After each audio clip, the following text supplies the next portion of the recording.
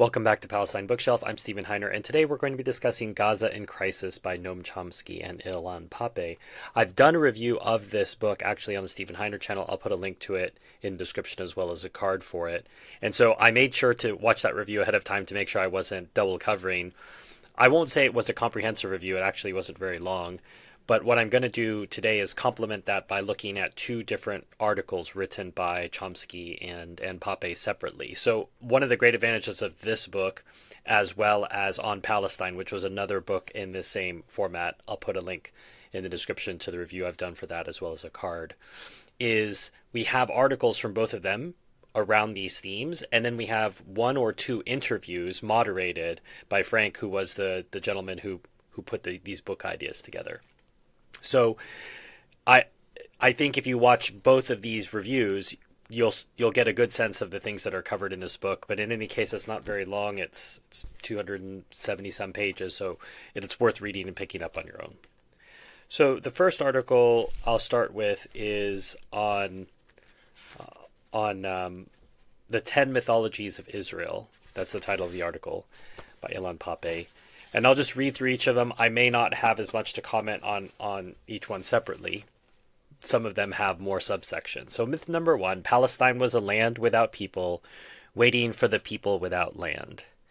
So this is a two-sided myth. One, that Jews did not own land anywhere in the world. They did. And that there were no people living inside Palestine. That was also a myth.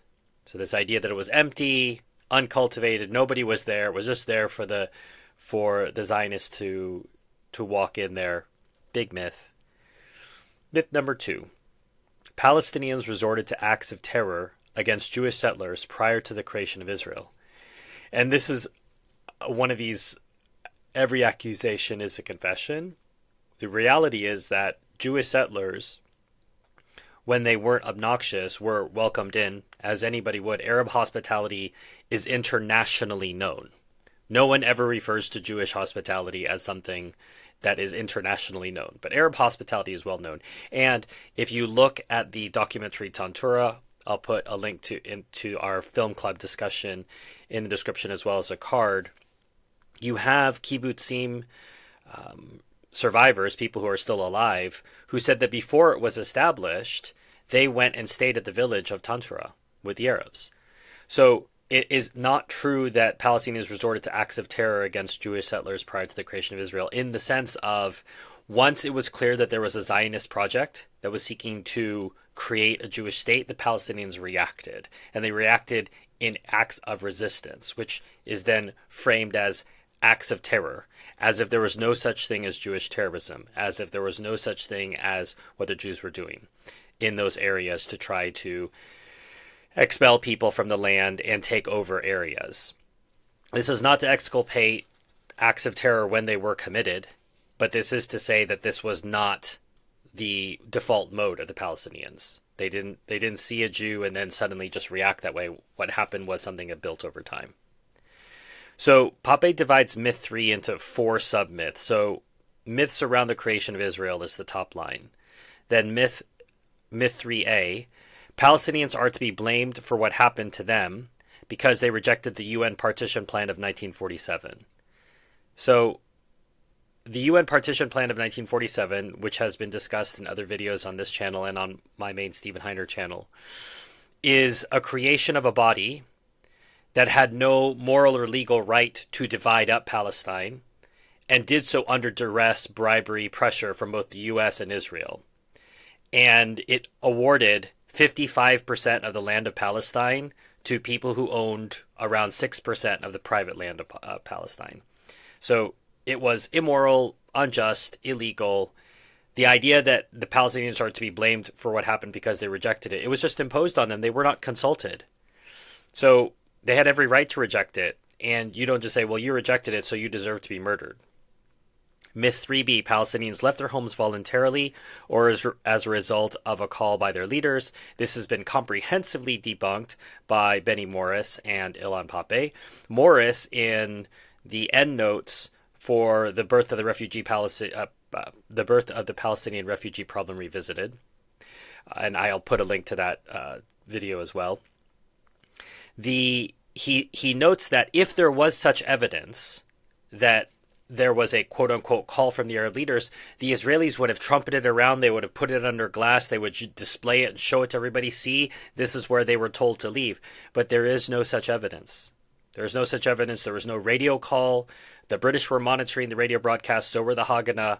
There is no evidence of any call. And in fact, there's counter examples. There's evidence of people being forced back to their village at gunpoint by the Arab Liberation Army, because it's not helpful for them to have these refugees on the road while they're trying to fight a war. So this idea that Palestinians left their homes voluntarily, not true. Many of them were expelled prior to May the 15th, 1948, in the territory that was set aside for the so-called Jewish state by the UN partition resolution, but they were simply expelled. That wasn't a voluntary leaving. You don't voluntarily leave the home that your family has been living on for centuries. Myth 3C, Israel was a David fighting an Arab Goliath. Again, every accusation is a confession. The reality is they were the Goliath, and strangely, the Arabs were the David here. And if you understand the story in the Bible, you understand how hilarious it is to think about the Arabs as David, as the king of the Jews. But that was the reality of it, that they were better armed, better trained. They'd been training for this for decades, and they'd received training from the British. They'd received training in war. So they had access to a bunch of weapons. They brought in even more weapons and more men after the first truce during the 1948 war. And the Arabs were disorganized. If you want to learn more about that, read the small book on Palestine, which is edited by Avi Shlaim and Eugene Rogan. They were disorganized. They did not have coordinated command and control. They had fewer weapons, fewer men. And these men were fighting for an intellectual, abstract cause. They were not fighting for their homeland. They were fighting on behalf of the Palestinians. And the reality is you're going to fight a lot harder when your back's to the wall than you are when it's for a cause that you're only somewhat connected to. And myth 3D, after its war of creation, Israel extended its hand for peace to its Palestinian Arab neighbors. Not true. This is demonstrably not true, and I would put the onus, rather than try to defend such a crazy statement, I'll just leave it in the comments for anyone who'd like to show all the times, quote, Israel, quote, extended its hand for peace. They've only ever wanted to take more land, and to this day and hour, in 2025, when this review is being recorded, they are trying to get more land. Syria's government falls, they go and occupy more land in Syria. They're not interested in peace, they're interested in more land with fewer Arabs. Myth 4. Israel was a benign democratic state prior to 1967. Not true. Not true then, not true now. And here I will default to reading Pappe's paragraph here. This is a myth propagated, alas, by some notable Palestinian and pro-Palestinian scholars, but it has no historical foundation in facts. 1/5 of the Israeli citizenry was subjected to ruthless military rule, based on draconian British mandatory emergency regulations that denied them any basic human and civil rights. And he's talking here obviously about the Palestinian population that has Israeli citizenship. Within this period, more than 50 Palestinian citizens were killed by the Israeli security forces. At the same time, Israel pursued aggressive policies towards its Arab neighbors, attacking them for allowing refugees to try to return, or at least to retrieve their lost property and husbandry. There was a shoot to kill on sight order in force during the IDF at this time. In collusion with Britain and France, Israel also tried to topple Gamal Abdel Nasser's legitimate regime in Egypt. One of those was Operation Cyanide, which we covered obviously in all of our work between this channel and the Stephen Heiner main channel on the USS Liberty. I'll put links to that in the description. There's too many videos to put cards up for that. Myth 5. The Palestinian struggle has no aim other than terror. I mean, it's ridiculous on its face. They simply want the right to return to their homes, to live in peace, to have access to clean drinking water, and to live their lives. The idea that the Palestinians' reason for existence is to terrorize Israelis, that's not true. But the evidence is clear that it seems that the reason for the existence of the settlers is to terrorize Palestinians. That seems to be certainly provable and true. Myth 6. Israel was forced to occupy the West Bank and Gaza in 1967 and must hold these territories until others are ready for peace. There's a couple problems with this narrative. The idea that they were forced to occupy. 1967 was a war of choice. that the Israelis pushed for. And for them, it led to even the most moderate Israeli will tell you that during that time, everyone was caught up in these messianic manifest destiny ideas that this is supposed to be God gave us this land, and look at how quick the victory was, and we're supposed to do all this and holding the territories until others are ready for peace. Then what about the settlements? The settlements are a direct obstacle to peace. If you were waiting for peace, then you would move towards it. But instead, what is created are prison-like conditions in the hopes that the Palestinians would leave. But the Palestinians have not obliged the Israelis. And I'll read here from Pappe again. The best opportunity came in 1967, regardless of the Israeli mythology of not wishing to go to war against Jordan, but being forced to react to Jordanian aggression. There was no need for Israel to remain in the West Bank if this was just another round of tension between the two states. Incorporating the West Bank and the Gaza Strip within Israel had been an Israeli plan since 1948 and was implemented in 1967. And this is something also mentioned in The Settlements, which is a documentary we covered for the film club, but there was a very famous rabbi who said that he was in pain, quote unquote, that our country was partitioned, that any Arabs were allowed to remain after 1948. So we know that this was a long time coming, that these lands had to be reoccupied is the word they use, but taken is really what it is, and it's considered effectively annexed. Myth 7, Israel occupied the West Bank and Gaza with benevolent intentions, but was forced to respond to Palestinian violence. And again, I'll just read here from Pappe. The seventh myth was that Israel intended to conduct a benevolent occupation, but was forced to take a tougher attitude because of Palestinian violence. Israel regarded, from the very beginning, any wish to end the occupation, whether expressed peacefully or through struggle, as terrorism. From the beginning, it reacted brutally by collectively punishing the population for any demonstration of resistance. The Palestinians were offered two options. One, to accept life in an Israeli open prison and enjoy limited autonomy and the right to work as underpaid laborers in Israel, bereft of any workers' rights, or I would add also benefits if you pay into the Israeli social security system as those workers. There's no evidence that that money ever actually got back to them, was stolen by the corruption of the Palestinian Authority, or mishandled somewhere. Two, resist even mildly and risk living in a maximum security prison, subjected to instruments of collective punishment, including house demolitions, arrests without trial, expulsions, and in severe cases, assassinations and murder.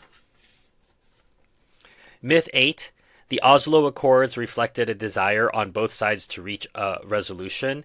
I'm still continuing to study Oslo, but even the superficial bits and pieces that I know that this is not true.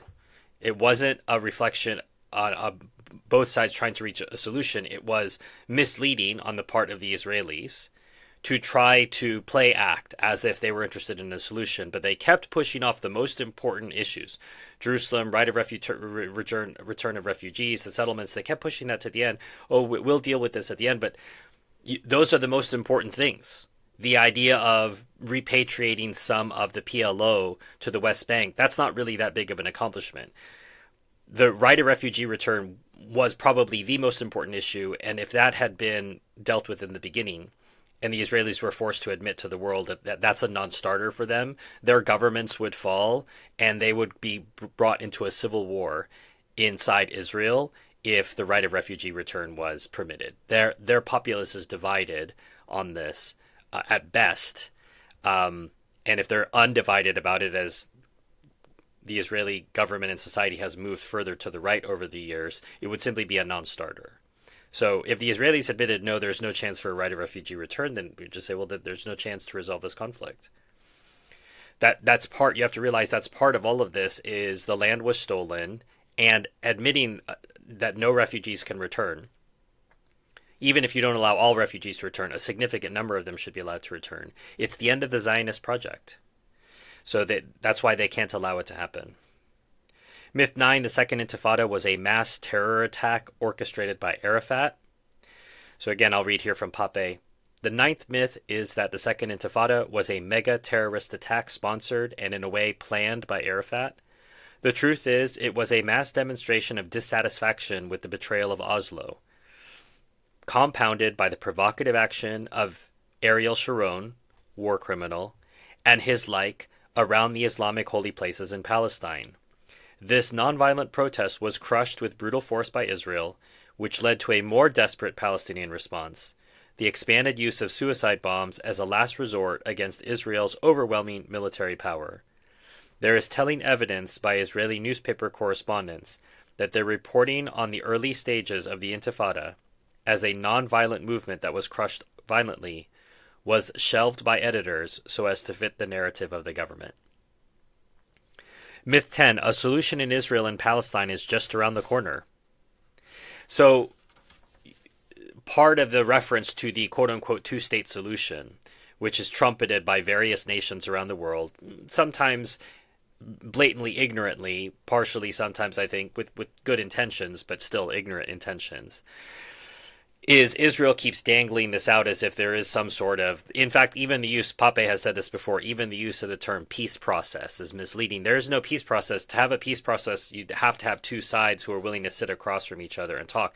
The Palestinians numerous times, including the unity government of Gaza in 2007, in which numerous concessions were given in order to try to come to an agreement with Israel. Israel can't allow this to happen. They can't allow the Palestinians to appear to be rational actors. They have to be painted as dirty, horrible terrorists who only are born with one mission in mind, which is to kill Israelis. Any criticism to this mythology is branded as anti-Semitism, but in fact, this policy and mythology are the main reasons why anti-Semitism still exists. Israel insists that what it does in the name of Judaism. Hence, it creates an association between Zionist colonization and the Jewish religion in the minds of twisted people. This association should be rejected in the name of Judaism. And again, here I disagree with Pappe because, as I've said on this channel and on my main channel, Talmudic Judaism certainly does espouse some of the same supremacist ideologies, and the stuff that it says about the Goyim, i.e. us, the non-Jews, are reprehensible. So when he says it creates an association between Zionist colonization and the Jewish religion in the minds of twisted people, there is a relationship between Zionist colonization and the Jewish religion. It's not just in the minds of twisted people, it's in the reality of reality.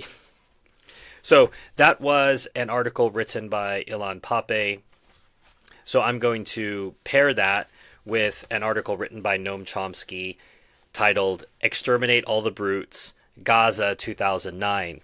And I'm just going to read excerpts. It's a very long article, but I want to read excerpts to have you reflect on the fact that he wrote this in 2009, and for those who've been following what happened in Gaza from October 2023 until the present day and hour, because that peace process, quote unquote, has not completed, you'd be perhaps unsurprised to hear some of the same things, some of the same themes coming up again and again. On Saturday, December the 27th, 2008, the latest U.S.-Israeli attack on helpless Palestinians was launched. And here again, Chomsky very wisely points out it's a U.S.-Israeli attack. It's not an Israeli attack. The Israelis cannot do that without U.S. support and U.S. weapons and U.S. money. So it is proper to say U.S.-Israeli attack, as it is to say democratically elected Hamas. The attack had been meticulously planned for over 6 months, according to the Israeli press. The planning had two components, military and propaganda. It was based on the lessons of Israel's 2006 invasion of Lebanon, which was considered to be poorly planned and badly advertised. We may, therefore, be fairly confident that most of what has been done and said, was pre-planned and intended. In his retrospective analysis entitled Parsing Gains of Gaza War, New York Times correspondent Ethan Bronner cited the first day's achievement as one of the most significant of the war's gains. Israel calculated it would be advantageous to appear to go crazy, causing vastly disproportionate terror, a doctrine that traces back to the 1950s. The Palestinians in Gaza got the message on the first day, Bronner wrote. when Israeli warplanes struck numerous targets simultaneously in the middle of a Saturday morning. Some 200 were killed instantly, shocking Hamas and indeed all of Gaza. The tactic of going crazy appears to have been successful, Bronner concluded.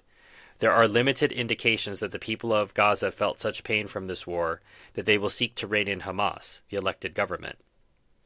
Inflicting pain on civilians for political ends is another long-standing doctrine of state terror. In fact, its guiding principle. I do not incidentally recall the Times retrospective parsing gains of Chechnya war, though the gains were great. Here he is quoting Abba Eban. Eban's justification for state terror is regarded as persuasive by respected authorities. As the current U.S.-Israel assault raged, New York Times columnist Thomas Friedman explained that Israel's tactics in the current attack, as in its invasion of Lebanon in 2006, are based on the sound principle of trying to educate Hamas by inflicting a heavy death toll on Hamas militants and heavy pain on the Gaza population. That makes sense on pragmatic grounds, as it did in Lebanon, where the only long-term source of deterrence was to exact enough pain on the civilians, the families and employers of the militants, to restrain Hezbollah in the future. And by similar logic, bin Laden's effort to educate Americans on 9/11 was highly praiseworthy, as were the Nazi attacks on Lidice and Oradour, Putin's destruction of Grozny, and other notable education exercises. New York Times correspondent Stephen Erlinger reports that Israeli human rights groups are troubled by Israel's strikes on buildings they believe should be classified as civilian, like the parliament, police stations, and the presidential palace. And, we might add, villages, homes, densely populated refugee camps, water and sewage systems, hospitals, schools and universities, mosques, UN relief facilities, ambulances, and indeed anything that might relieve the pain of the unworthy victims. Continuing on this theme of state terror, Gerges believes that U.S.-Israeli state terror will fail. Hamas, he writes, cannot be wiped out without massacring 500,000 Palestinians. If Israel succeeds in killing Hamas's senior leaders, a new generation, more radical than the present, will swiftly replace them. Hamas is a way of life. It is not going away, and it will not raise the white flag regardless of how many casualties it suffers.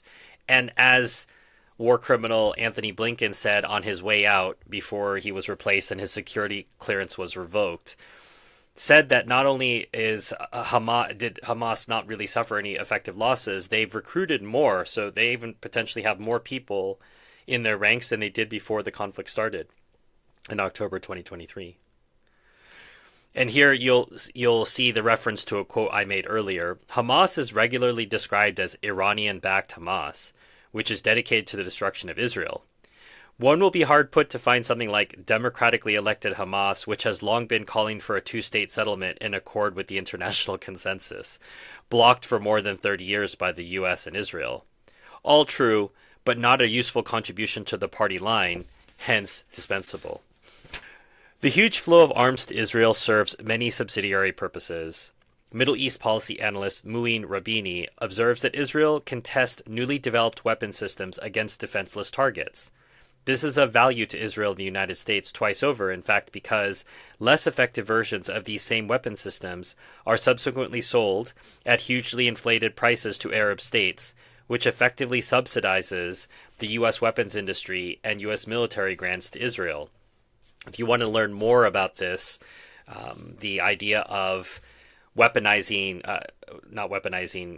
using the occupation as a sales tactic for your weapons, I'll put a link to the Palestine Laboratory by Anthony Lowenstein, in which he documents how Elbit and these other horrible Israeli state-owned manufacturers of weapons use the Palestinians in their marketing materials effectively, in how they say these things are battle-tested against terrorists when it's really against defenseless men, women, and children. Returning from a visit to the Arab world, Fawaz Gerges strongly affirmed what others on the scene had reported. The effect of the U.S.-Israeli offensive in Gaza has been to infuriate the populations and to arouse bitter hatred of the aggressors and their collaborators. Suffice it to say that the so-called moderate Arab states, that is, those that take their orders from Washington, are on the defensive, and that the resistance front led by Iran and Syria is the main beneficiary. Once again, Israel and the Bush administration have handed the Iranian leadership a sweet victory. Furthermore, Hamas will likely emerge as a more powerful political force than before, and will likely top Fatah, the ruling apparatus of President Mahmoud Abbas's Palestinian Authority, Washington's current favorite. That conclusion was reinforced by a poll by the independent Jerusalem Media and Communication Center, which found that support for Hamas in the West Bank rose from 19% the preceding April to 29% after the Gaza attack, while support for Fatah dropped from 34% to 30%. Far from weakening militant Islamist groups and their sponsors, the JMCC concluded the war weakened and undermined to a very large extent the moderates, not only in Palestine but also in the region. 53% of West Bank Palestinians felt that Hamas had won the war. Only 10% overall saw it as an Israeli victory.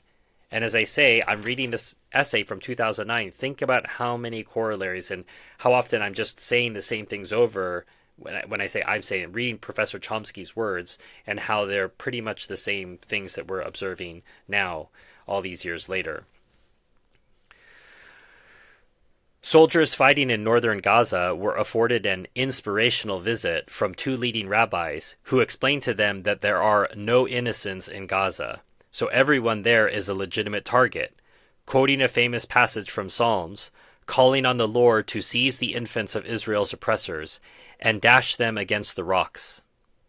The rabbis were breaking no new ground. A year earlier, the former chief Sephardic rabbi wrote to Prime Minister Olmert, informing him that all civilians in Gaza are collectively guilty for rocket attacks, so that there is absolutely no moral prohibition against the indiscriminate killing of civilians during a potential massive military offensive on Gaza aimed at stopping the rocket launchings. As the Jerusalem Post reported his ruling, his son, Chief Rabbi of Safed, elaborated, "If they don't stop after we kill 100, then we must kill 1,000. And if they do not stop after 1,000, then we must kill 10,000. If they still don't stop, we must kill 100,000, even 1,000,000. Should I add 6 million? Whatever it takes to make them stop." So the idea here is, remember the linking that people want to avoid. They want to say Judaism and Zionism have nothing to do with each other, except here you have rabbis coming to the IDF and telling them that what they're doing is justified in Judaism.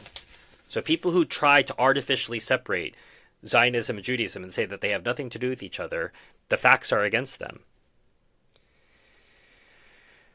I believed, so he's quoting here Prime Minister Olmert, I believed and to this day still believe in our people's eternal and historic right to this entire land, he informed a joint session of Congress in May 2006 to rousing applause. At the same time, he announced his convergence program for taking over what is valuable in the West Bank as outlined earlier, leaving the Palestinians to rot in isolated cantons. He was not specific about the borders of the entire land, but then the Zionist enterprise never has been, for good reasons. Permanent expansion is an important internal dynamic. And I've encouraged this before. When someone asks if Israel has the right to exist, you can always ask them, could you please tell me what the borders of Israel are? And then watch them struggle because Israel has never defined its borders and still doesn't to this day because they think they're entitled to the whole thing. And when I say the whole thing, just go look up Greater Israel. These devices, which have roots in the pre-state period, trace back to the earliest days of the occupation, when the basic idea was formulated poetically by Defense Minister Moshe Dayan, who was in charge of the occupied territories. The situation today resembles the complex relationship between a Bedouin man and the girl he kidnaps against his will. You Palestinians, as a nation, don't want us today, but we'll change your attitude by forcing our presence on you. You will live like dogs, and whoever will leave, while we take what we want. Remember, this is one of the, Moshe Dayan, one of the leaders of the most moral army in the world.